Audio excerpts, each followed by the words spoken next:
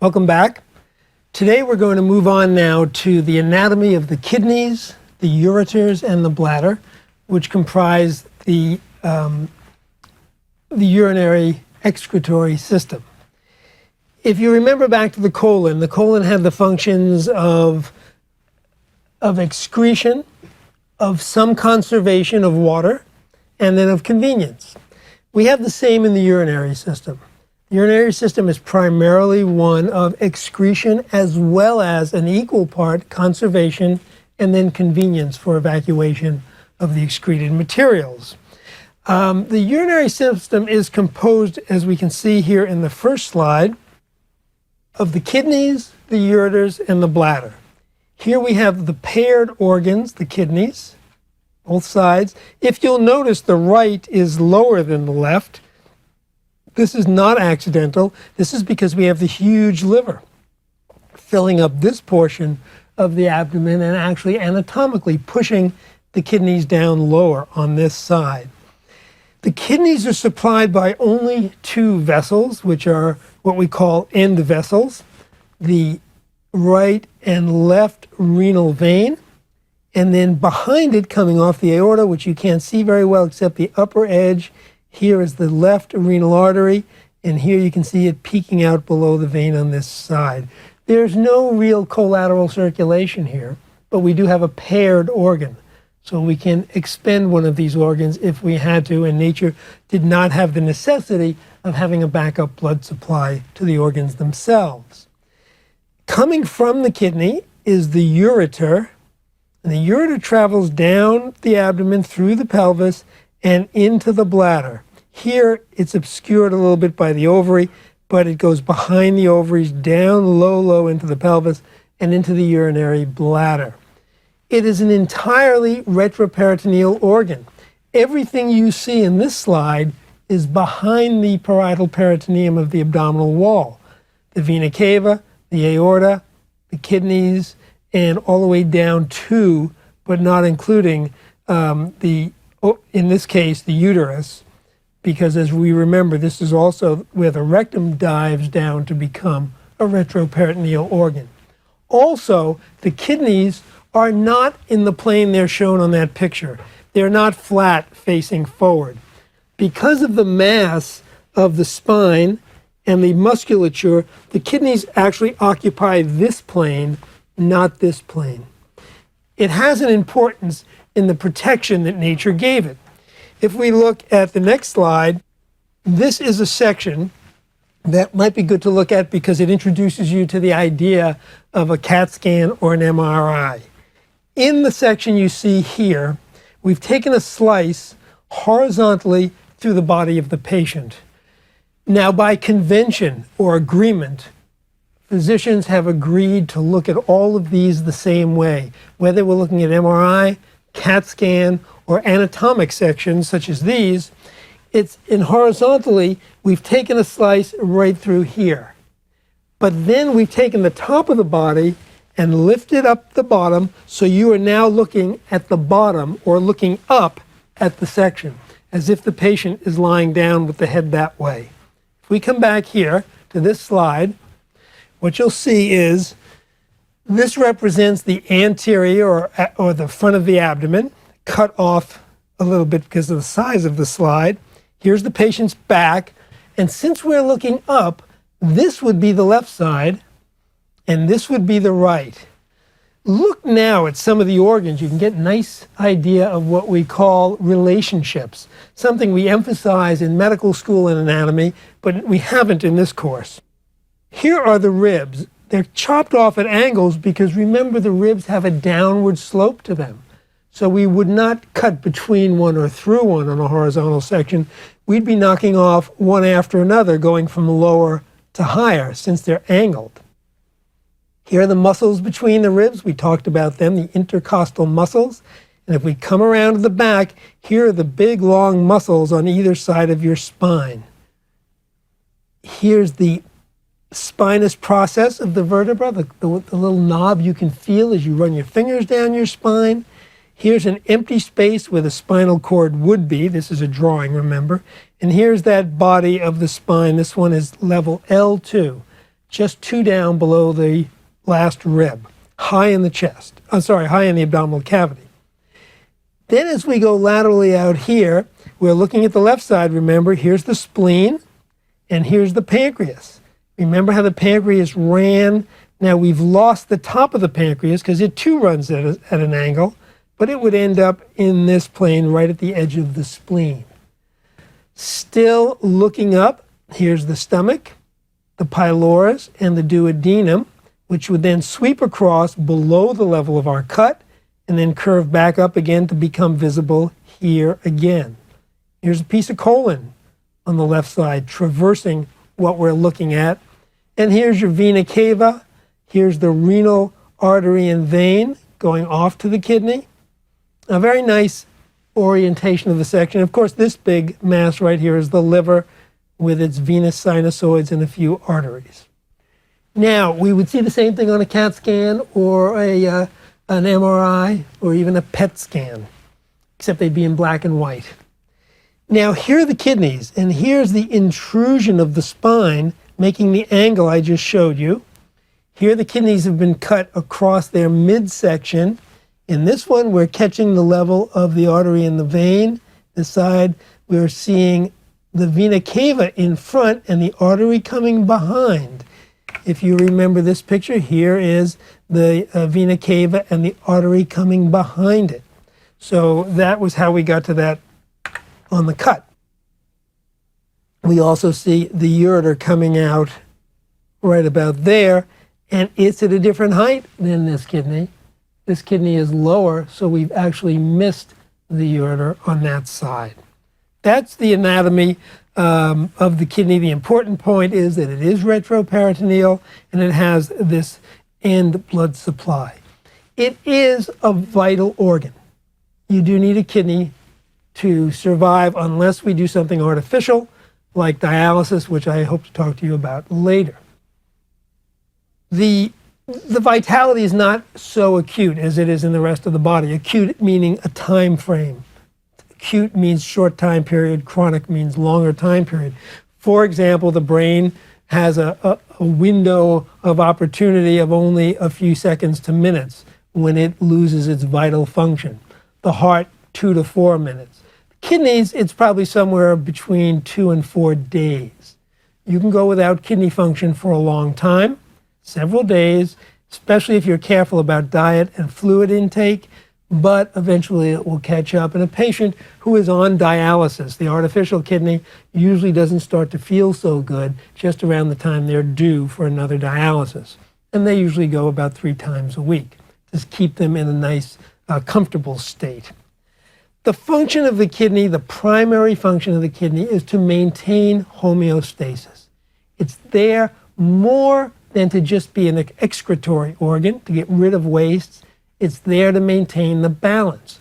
So what the kidneys do are they function to filter and get rid of wastes, dissolve particles, toxins, and to reabsorb water, important electrolytes, and parts of the buffering system. They're there to keep that balance. It's almost as if I sat you down in a garbage dump, and you're the kidney, and I started piling almost everything that I could find in the home into that garbage dump. That's basically the way the kidney does its work. It lets almost everything go out into the first part of this process.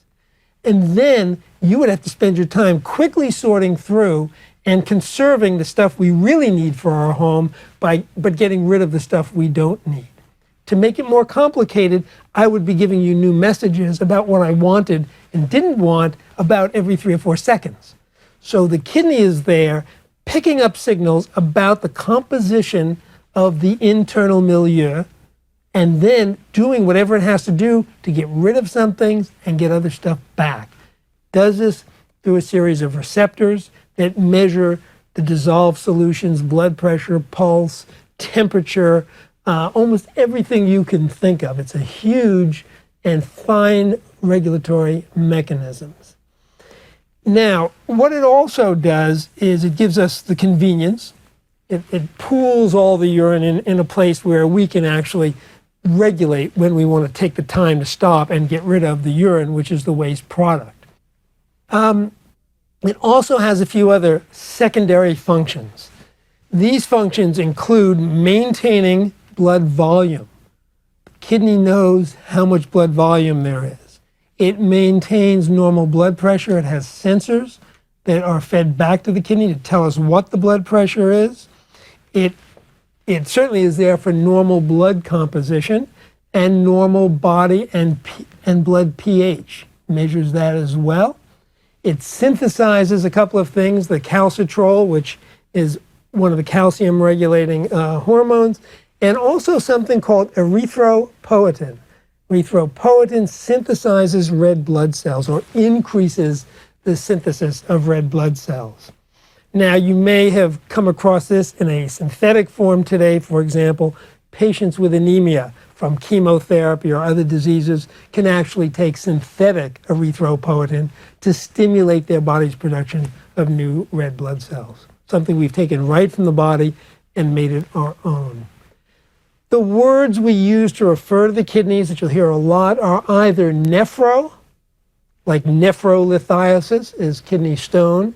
A nephrologist is a person who specializes in the study of the kidney, and also renal. We have the renal vein, the adrenal glands, the renal arteries. So those are two names that'll come a lot. There's no difference in what they mean.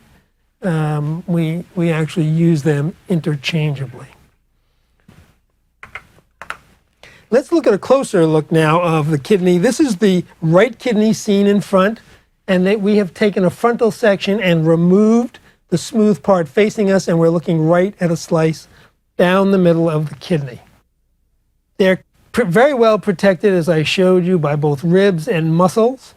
It doesn't have collateral circulation. And yet the simplicity has been kind of a gift in a way. If you look here, just outside the kidney, we have one artery, one vein, and one ureter. That was a surgical gift, because when we got ready to do kidney transplantation, technically it was very easy. First man to successfully transplant a kidney was Dr. Joseph Murray. He was a general surgeon and a plastic surgeon, and he did this at the Peter Bent Brigham Hospital in the middle of the last century, on identical twins, so there was no rejection problem. That was the first successful transplanting. But look what he had to do. He just had to sew one artery, one vein, and one ureter together, and then put the kidney in place. It also this was the place that changed our definition of death, because once transplantation got going, we could now look at a person whose brain was dead, usually from trauma, but who had all their organs functioning. The heart might be beating normally. It didn't matter if the lungs were working, because we could put that patient on a respirator and keep the blood oxygenated. So all we needed was the body to be intact and the heart going, to keep the patient's organs well perfused until we rounded up all the recipients, because we could get 2 kidneys, that would be 2 patients. We can get a liver, we can get lungs, heart, corneas, all sorts of organs from one person who's been unfortunate enough to have brain death before the rest of the body died. This was the beginning of wanting to change that definition, which had always been the stopping of the heart. Now the new practicality took over and this is what governs when patients die at this point. Let's go back to the kidney. The kidney is composed, as other organs we have seen, of a cortex. This is the renal cortex out here, and a medulla, which is the intersection, and then something we call the renal pelvis. So you can see the medulla kind of pooches in to the renal pelvis, and this is basically the first collecting system. As the kidney squeezes out the urine through its filtration, it all collects here. Once it crosses over into this portion, it is never modified again. All the modification takes place back up here in the cortex and the medulla of the kidney, not in the pelvis. It then flows by both gravity and by peristalsis. The ureter can peristalse, and the peristalsis moves it on down into the bladder, which is low in the pelvis. And we see in most kidneys, about 10 or so medullas with what's called the papilla here. This is where it sticks in to the renal pelvis. And we can also call this a calyx.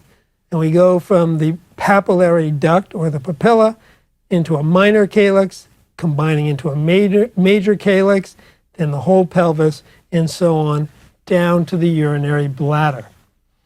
Now, the place in the kidney where everything goes in, where it all enters the body of the kidney, this circle right here is called, in the singular, the hilum of the kidney. And in the plural, we actually don't refer to it very often because we're usually talking about a single hilum, or hilus is another word of the kidney. We've seen that before in the lungs, right, where the two bronchi meet to go into the trachea. That's also called the hilum or the hilus of the lung.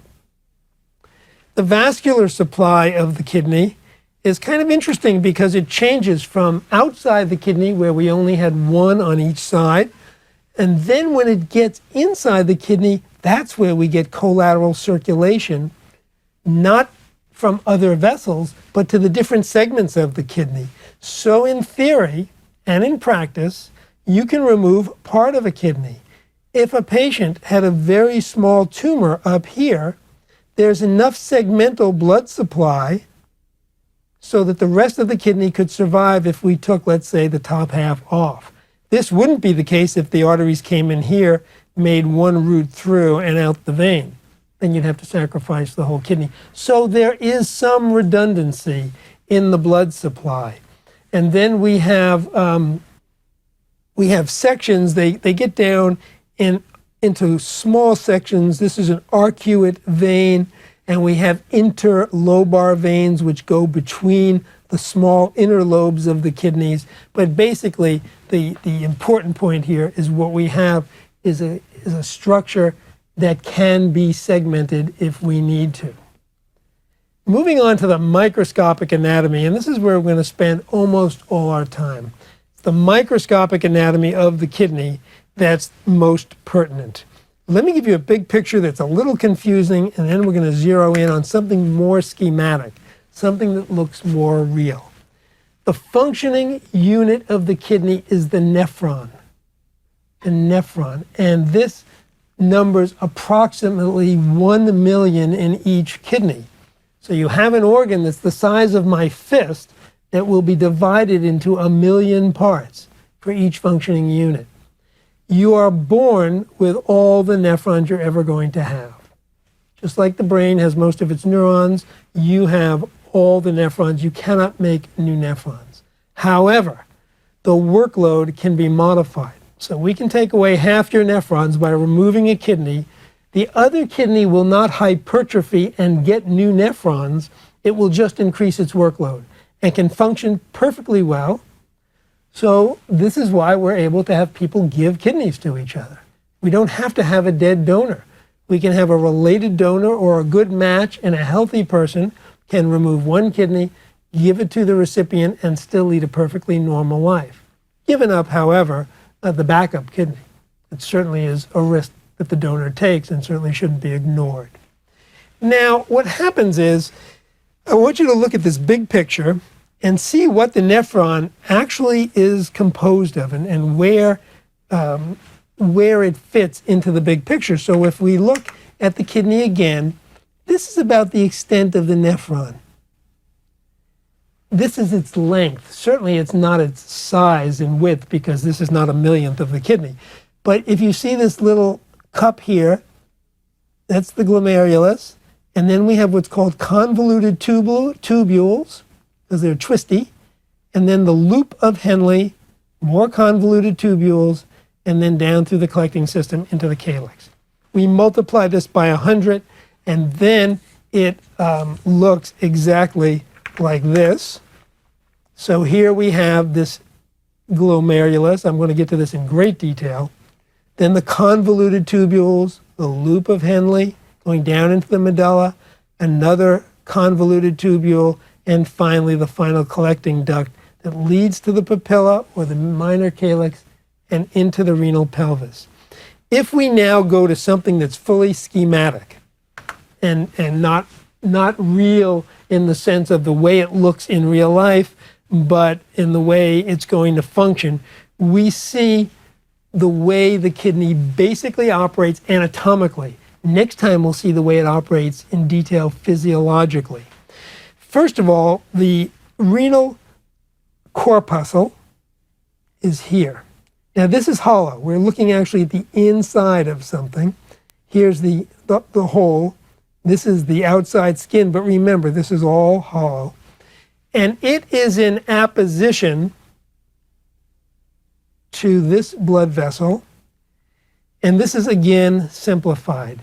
This we have an afferent arteriole, a very tiny arteriole, something called the glomerulus, which means the little ball, which is where it goes in here, and then an efferent arteriole. Remember, of course, afferent means toward the target organ, efferent is away. And then we get down into these small capillaries and something called vasa recta, or straight vessels, and they are very, very close physically to the collecting system so that things can still go through them. Things we want to reabsorb can get across and go back into this very small vessel, and other things that we want to put out of the body can go into the tubule as well. It doesn't all have to happen up here. It is, again, a unique blood flow. Remember the two portal systems we had from the liver and from the brain? We have something like that here. Here's a close-up, again diagrammatically, of the afferent arteriole and the efferent arteriole, but it breaks down into tiny little capillaries. So we have an arterial capillary to capillary system that is unique here. We had venous capillaries on the other two systems. This is arterial. Look at something else. The afferent arteriole is more than twice the size of the efferent arteriole. What does that mean and why does that happen? Nature doesn't do things by accident. What it means is we're going to have much more pressure on this side because we don't have enough room to get it out the other side. We're pushing with a big piston against a little opening, and that means the pressure in here is going to be much, much higher than it is coming in. In order to get this volume out this side, we're going to have to push hard. What's happening at this point is we're trying to get everything across that layer of cells and out into the collecting system that we want out there. What we're going to do is err on the side of getting too much excreted and worry about getting it back later. That's how we're going to do this selective picking in the garbage dump. And then the other thing that's going to come back to us to haunt us is the visceral and peritoneal layers again. We have basically a meshing of the two balls, the little vessels of the arteriole and the cup of the collecting system are going to come together, and the cup side is going to be like the parietal peritoneum. And the little vessel side of the arterial system is going to be like the visceral side, and they're going to join and be intimately wrapped together, just like all the other balloons you talked about. Embryologically, this is the way it came together, and this is the way it works best all over our body. So we have this unique blood flow. We have the afferent and efferent arterioles, the afferent being the larger, producing this pressure gradient. And this ends up giving us a tubule and a collecting system that needs to do a lot of work to get stuff back that it wants. Let's go down even one more layer and look at what is a schematic drawing of an electron micrograph. This might be enlarged somewhere in the neighborhood of several hundred times the normal size. This one is probably, and this might be up to maybe 1,000 times. That's about as far as the light microscopy goes. This would be an electron micrograph that might be 70,000 times its normal size. Here you have this very clear picture now of the cellular lining, the endothelium, and what we would consider the visceral peritoneum if it were in the abdominal cavity, but the visceral side of the lining against the blood vessels. And then here's the parietal layer in the glomerulus called Bowman's capsule. And as you can see, it's continuous with the cells lining the convoluted tubule, and it has micro hairs on it. Blood goes in here, and then liquids are pressed out into this cavity, where they will then float down into the convoluted tubule. Let's go back and look at this now, backing off a step. If we come here and we see the blood supply moving through here and out again, here's, looking from the other side, the convoluted tubule as it goes out and exits the glomerulus, a little ball. It's the proximal convoluted tubule, the PCT. Proximal means near the glomerulus. We're going to have a distal one here, and they're twisty for a reason. They're twisty for the same reasons we had the villi. We need more absorptive and excretory surface for there to be transport before things move along. And you can see this network of arterioles and venules surrounding the whole thing. You cut a kidney in half in a living person and the blood will just flow out, because you'll be cutting literally millions of tiny vessels. Then this tubule, the proximal convoluted tubule, straightens out, and it dips down toward the medulla and comes back, and the whole way it narrows and widens again. It's surrounded by all these little vessels, and these are places of exchange. This is where the body is going to use physics and chemistry to reabsorb whatever it needs and get rid of the things it doesn't need. It gets another pass near the glomerulus, so it can do some more exchange. And finally, it gets dumped out here into the collecting duct, where nothing further will happen to it. It's going to drift off down into the papilla here and drop itself into the collecting system with nothing further. Now, there are some other details which we ought to look at.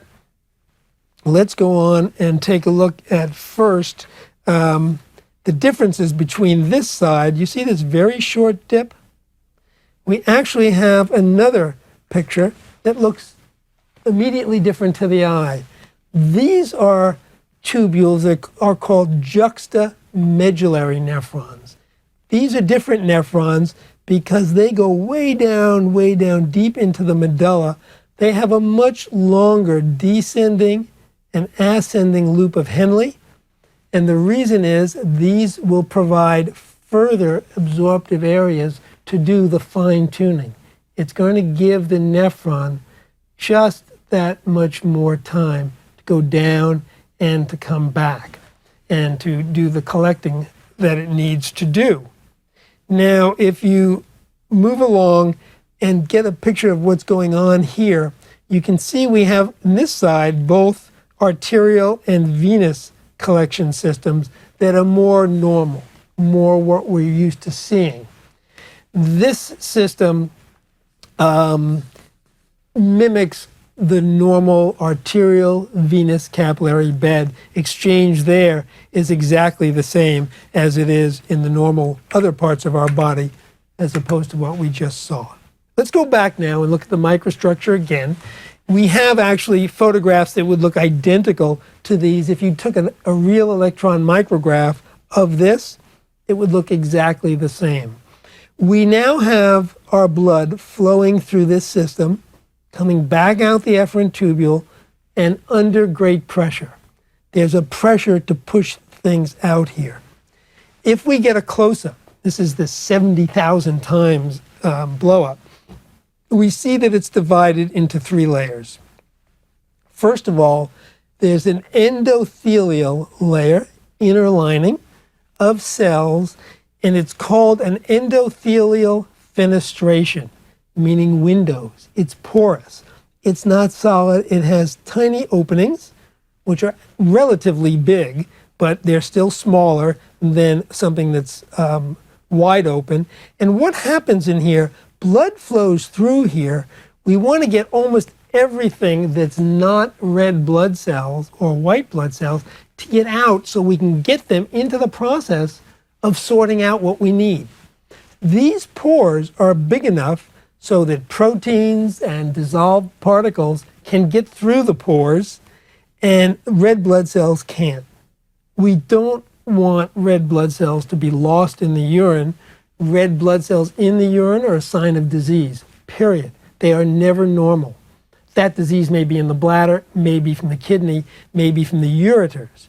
You can get blood from kidney diseases. There are inflammations of the glomerulus called glomerulonephritis. That will put blood in the urine.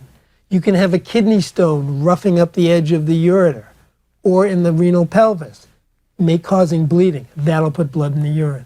You can have cystitis, an inflammation of the bladder itself from bacteria or from other irritation. That will also put blood in the urine. But the blood in the urine tells you something is very wrong, needs further investigation, and there are other tests we then do. So we don't want blood in the urine.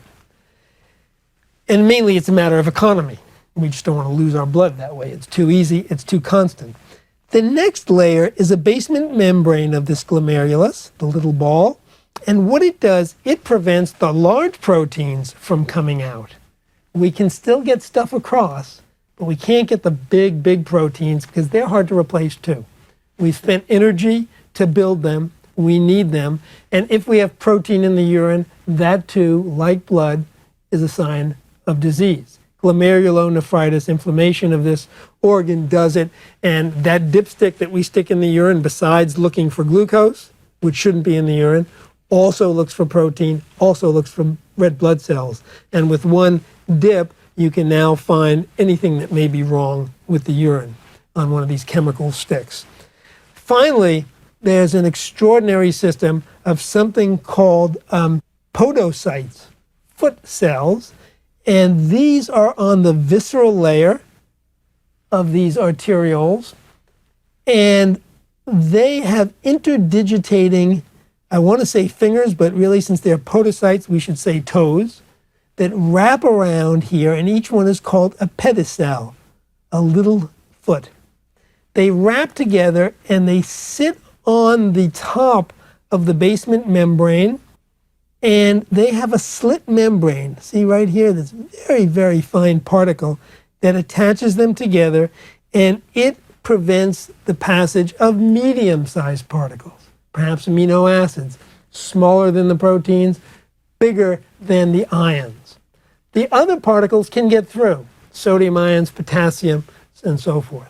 And in some cases, glucose. But we don't want glucose coming out in the urine either. So this is the first place of filtration.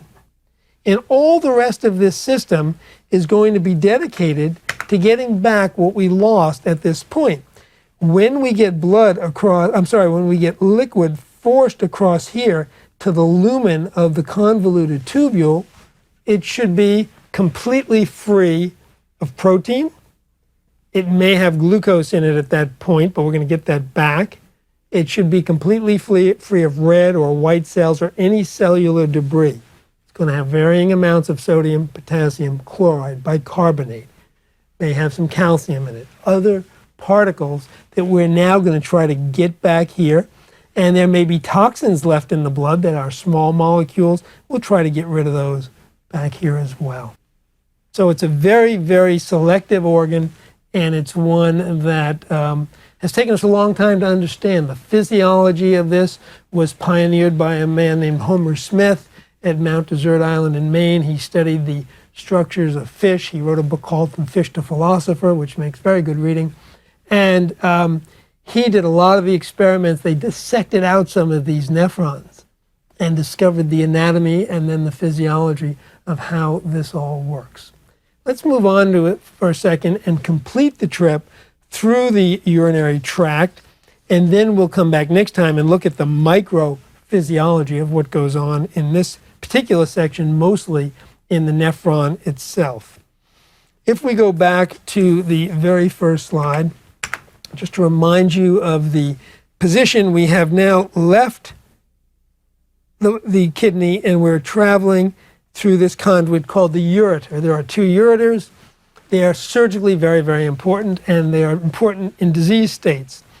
First of all, the ureters are retroperitoneal, so they're hard to see, and they cross the pelvis by going across the blood vessels here. Then they go in the wide arc of the pelvis and into the back of the bladder. They are surgically very vulnerable right here, because right here is where the base of the vessels of the colon come into play. Same thing with the right colon on this side. And it is not hard to accidentally cut the ureter. That's a surgical disaster. If you cut a ureter and don't know you've cut it, you'll be leaking urine into the abdominal cavity because you'll have made a hole into the peritoneum. You'll have a very sick and possibly dead patient. It is easy to cut. And this is the thing you spend a lot of your time, like the recurrent laryngeal nerve, when you're taking out a thyroid, you spend most of your time protecting it. A colorectal surgeon spends most of their time protecting the ureter, identifying it, knowing where it is, then putting sponges to cover it so you don't cut it. If you do cut it, the important part is to just know you've cut it so it can be repaired like any other organ. The disaster is cutting it inadvertently, putting a tie or a clip on it, thinking that it may be a vessel. It can look like a vessel. It doesn't pulsate like an artery, and it peristalsis. It moves the urine down actively from top to bottom. So in weightlessness, like in space, you'd still have active flow of urine into the bladder. That peristalsis is just like the peristalsis in the abdomen. It can cause excruciating pain. If it is stretched, like the abdomen, there will be pain, some of the worst pain that you can imagine. Let me digress now and remind you that kidney stones, though they can be up here in the renal pelvis, also can tumble down through here, and they're very irritating. They're sharp, they're rocks. They can cause the ureter to go into spasm to try to get rid of them. The ureter may try to move it on down, and as it drags and scratches the inside, it really hurts. It's considered one of the most painful things that can happen to you. There was a man named Harold Wolff, a neurologist, who spent his entire life at the Cornell Medical Center studying pain. He was a headache specialist, but he thought we should be able to quantitate pain the way we quantitate everything else. So he studied pain, and he made a scale of pain which was never adapted because it wasn't reproducible. I don't know how you tolerate pain. I don't know what you experience when you tell me something hurts. I know what I experience, and everybody's different. You have a patient, for example, with appendicitis, and you press on the abdomen. One person will say that hurts, one person will squirm, and another will scream. They've got the same disease, but we can't really interpret their perception of pain. It's very, very difficult. But there was one thing Wolff came up with. He found that there was a threshold above which all pain was the same, that the human brain could not distinguish a certain level of pain from another. Kidney stones is up in that level. Kidney stone pain gives that kind of pain where it's just about as bad as a human being can experience. And the other one of those is supposed to be the pain of labor, the pain of childbirth. The difference between the two, and I know you're going to say it's easy for you to say because you've never done this, and I haven't, the difference seems to be the perception again. In the case of the kidney stone, it's pathologic, it's frightening, you don't know when it's going to go away, there's no reward for it, and you associate it with disease and danger. In labor, you know it's going away, you know it's normal, you almost know how much and when to expect the pain, and at the end you have a great reward, you've got your baby. So that the perception of those two pains appears to be just as bad, but the emotional reaction to them is very different. And they tend to require different amounts of pain relief. There's kidney pain that no amount of morphine or narcotic will get rid of. And yet it doesn't seem to be nearly as necessary in the pains of labor, so we are told. Now, kidney stones, therefore, are really a bad disease. They come from various disorders, including, as we have seen, parathyroid disorders. However, most of them are not related to abnormalities of the parathyroid. They come from what we call idiopathic causes, causes which we don't know exist. We have no idea where they come from, and most of these patients have repetitious kidney stones. They may get one at a time, they may get several. Some can stay in the ureter and not come down because they're too big. Fortunately, one of the things we're able to do is we can go into the bladder, coming either through the penis or the urethra in the female, and go up through the urethra in a retrograde manner, either under local or general anesthesia, thread our way into a ureter, go back up here, and we can actually retrieve stones that don't come back. We can smash them up if they're too big, and we can put little wire baskets and pull them out. That's usually done under general anesthetic. We can also remove stones here. There is an anti-reflux physiologic valve here. What happens is the ureter comes in to the bladder and then tunnels under the muscle and then comes in here on two sides, called the trigone because it's a triangle between the two ureters and the opening to the urethra. And the pressure on the bladder, when it becomes distended with urine, will close off this portion of the urethra. And urine won't reflux back up into the kidney. When it does, that's called hydronephrosis. It can be serious, it can cause infections, and severely damage the kidney, so the kidney doesn't function very well. The bladder is another organ. It's located in the midline, just behind the pubis. It has both an external sphincter and an internal sphincter. Now, just like the anus, the internal sphincter is involuntary, the external sphincter is voluntary, and you can have control over the convenience factor. Yet we all know it gets to a point where that bladder may be so distended that the internal sphincter lets go without your control, and the external sphincter actually can't hold back the urine, and the person involuntarily urinates. Also, the length of the ureter is important. Urethra. The female urethra is shorter than the male's, and this has an effect on continence. It is easier for a female to become incontinent because of the distance of the urethra than it is for the male. And there are certain disorders, including childbirth, which can put pressure on this apparatus to disrupt it and make the patient incontinent. Let's say one word about dialysis. We touched on it briefly in one of the early lectures. One of the things we can do for a patient who does not have any kidney function or markedly decreased kidney function is that we can set up an artificial kidney. We have a membrane that can mimic the glomerulus. So we can take blood out of the patient's artery or out of the patient's vein. It doesn't matter.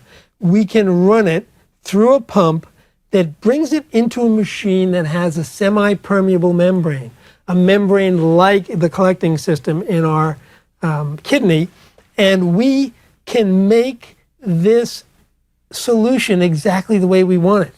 We take a solution of water, we put in salt, potassium, chloride, everything we want on the body side of the patient eventually, we put it in on the dialysis side. And then because this is an osmotic membrane, the flow of the blood will go past it and the sides will equalize.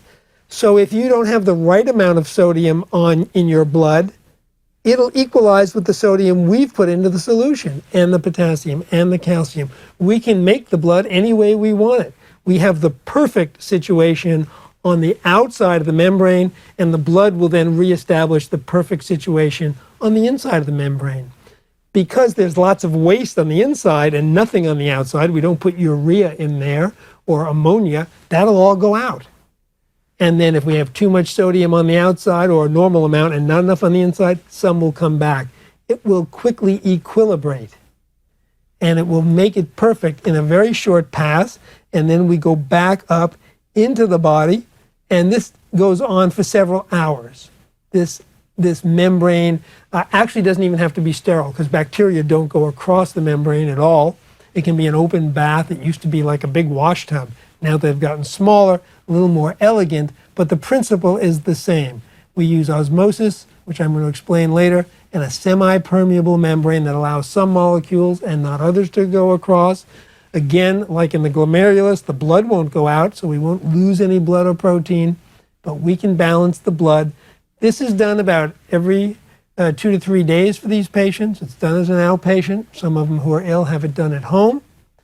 and they get along very well. This can carry a patient without kidneys for long periods of time until either they get their transplant or until they die of other disease. It's expensive, but it's an elegant way of treating this disease. Next time we'll move on and we'll look very carefully at the actual physiology of what happens inside the nephron.